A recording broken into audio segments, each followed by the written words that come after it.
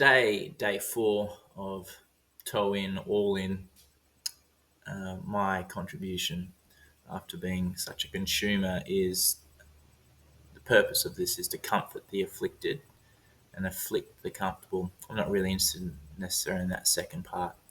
My point of this is to share with those who are potentially in affliction, those who are possibly going into it or coming out of it, and I hope to share something that might resonate. I've been personally feel like I've been afflicted, and it aligns with my understanding biblically. I was looking for images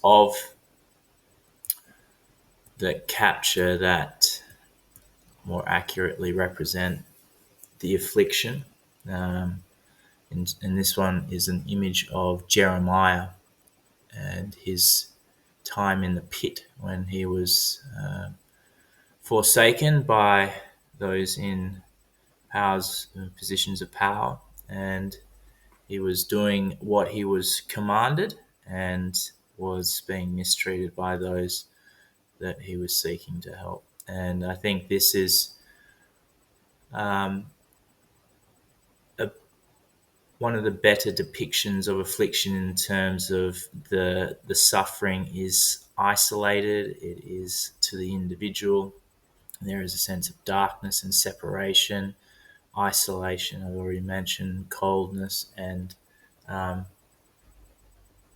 desperation in terms of not knowing or seeing a way through, or that all possible avenues have evaporated and that there is no path forward. And it was when I realized that I was reading through Psalm 102, and just before I go into Afflicted, I just looked it up because between what is understood, my understanding, and what is the correct understanding are not always the same. So I just looked it up, and some of the understandings that are written here,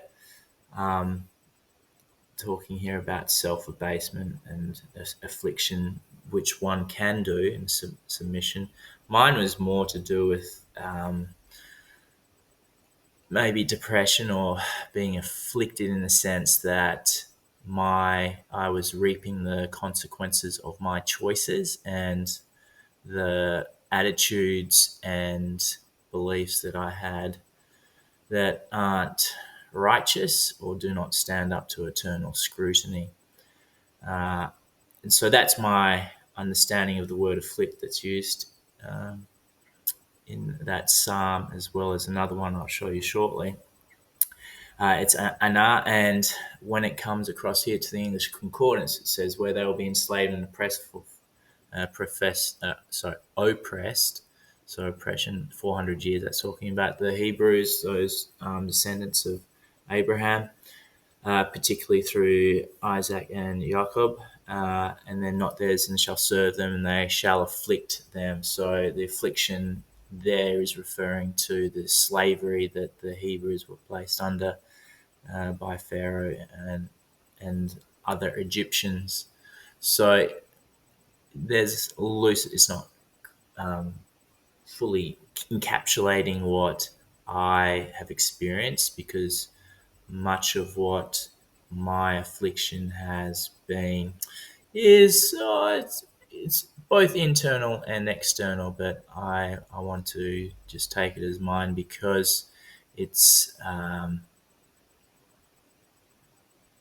about how response, and I've learned in over this year and a bit that it's just taking responsibility for my responses. Often in that time of struggle and affliction, it's very easy to reach out and to direct blame, and that's something that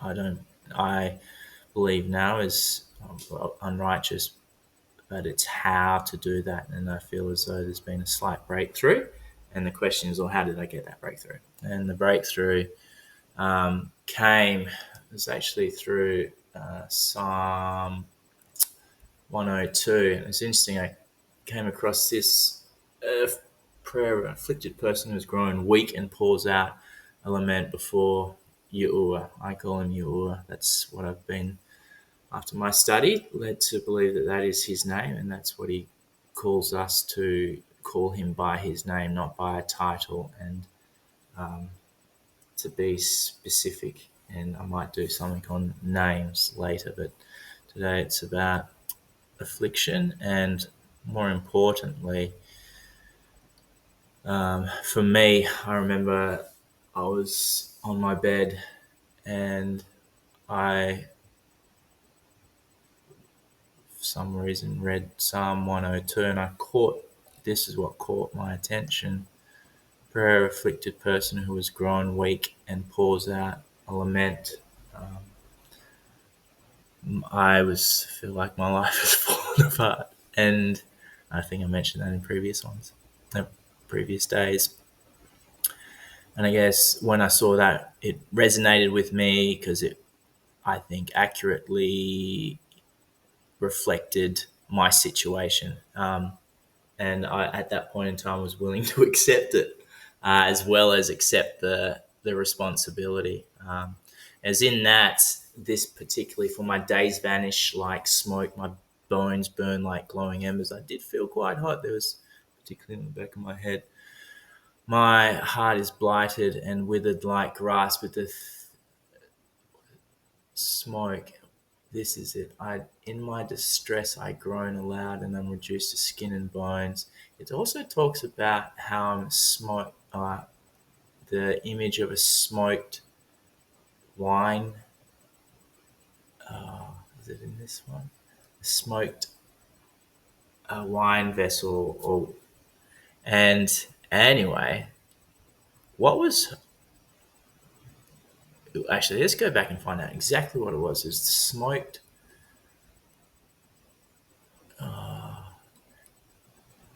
my bones burn like glowing embers. I also read elsewhere, maybe it's not in this version, where it talks about a wineskin smoked, so that drying out, that cracking, that pain, not necessarily physical, but more emotional and mental, and just talks about this isolation, ruins, like everything's just fallen apart. And I think so. And then that place, I mean, what do you do? And come down here, it said, he will respond to the prayer of the destitute. He will not despise their plea. I lumped myself in the destitute, and I was comforted by the fact that he will not despise their plea. So it was at that depth that of nothing's going to help. That there's one person, nothing, no one, except for one person, and that one is in heaven. And he is written through, recorded for us, for the future generations, that in that situation, he is going to respond, and it's his mercy. So when I did that, it was actually quite sharp and quick in the response or the change that he placed in me. And it was mainly that later on that day, without any intention, I asked my mother to pray for me. And that was quite humbling and a real blessing. And I noticed in that moment that the idea just popped when I was in the kitchen. I forget exactly what I was doing, but the idea popped into my head, and immediately I didn't question it. And I think that was to do with some previous interaction, and the idea didn't repel or repulse me or aggravate me, and I did it. And I do think that was because he talks about humility and bringing humility not when you're destitute. What's the point of being proud? And I think it's the accepting of my destitution. I would say mainly at my own hands, the words of my mouth.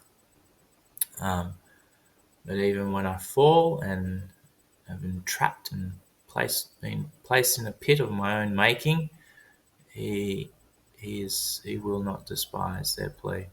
And lastly, just as further hope, Psalm 119, which that psalm and even the ministry itself have been quite quite helpful and really transformative in my life.